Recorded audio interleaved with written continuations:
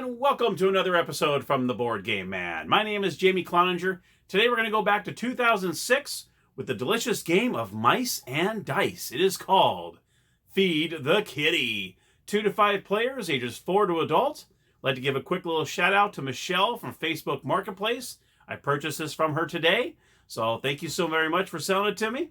And let's go to the gamer's table. I'll show you how to play. Hello and welcome to the gamer's table. As you can tell, there's not much to this game.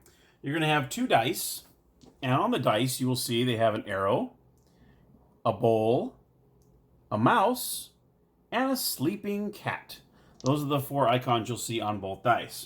It also comes with 20 little wood dice. These are mice, I'm sorry. 20 wood mice that look just like that. There's 20 of them total. So hopefully you have 20 if you end up getting the game. And you have the kitty bowl with a mouse on the bottom of it. Woohoo, yay! Now, depending on how many mice you start off with, depends on how many players are in the game. If you start with 2 players, you're going to have 8 mice each. 3 players, you start off with 6. 4 players with 5, and 5 players with 4 mice. It also comes with this instruction booklet. Pretty nice and easy. Pretty easy. English on one side and Spanish on the back.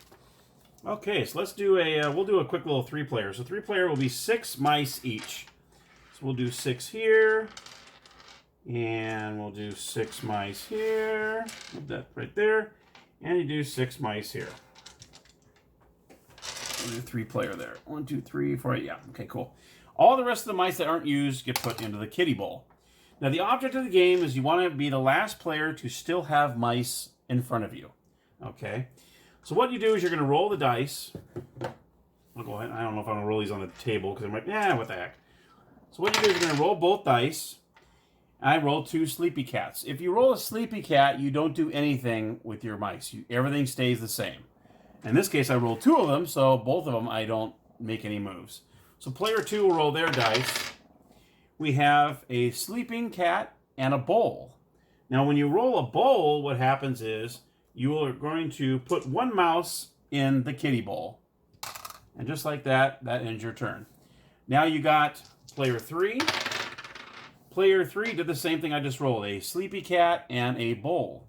So the sleepy cat, you don't do anything. Cat's sleeping. And the bowl, you're going to put one of your mouse, whatever, in the kitty bowl. So now you got player 1 rolls an arrow and a cat, sleeping cat. So what happens is a sleeping cat you don't do anything with. This arrow, what you do is you take one of your mice and you give it to your player on your left. So in this case, it would be player 3. So I would take one of my mice, I guess, and put it and give it to the player on your left. So that's what the arrow means. Now, say if I were to roll a mouse and a bowl, what would happen is the mouse, what happens if you do that, if you take one from the kitty bowl. So if you roll, if you get a mice, boy, this mice and mouse are really, phew. You take 1 mouse from the bowl and put it in your stack, okay? And in this case, you got a bowl, so you're going to actually put one right back in there again. So if you roll both of those.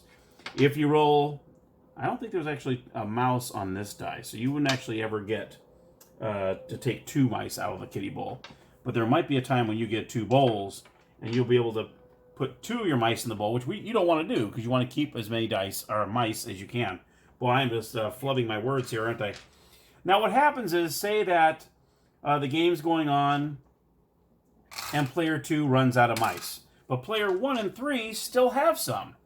Player 2 is still in the game. They are not out of the game because what can happen is player 3 can turn around and roll a left arrow, which means that player would give you 1 mouse. And then you continue rolling. But if the turn comes to you and you don't have any mice, then you do not roll any dice. It just goes on to the next player.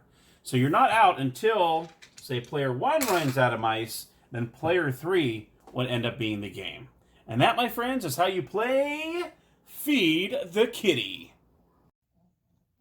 And there you have it. Feed the Kitty by Gamewright, 2006. Such a cute little kids game. And hey, you know what? Adults might like it too. It's a very easy game to learn. Very fun, especially if you have like 5 players. I think that'd be really fun if you had 5 people going back and forth at it. So that's really cool. If you enjoyed the episode, click on the like button down below. If you'd like to be notified of any future episodes, click on the notification bell along with the subscribe button. Thank you so very much and happy gaming!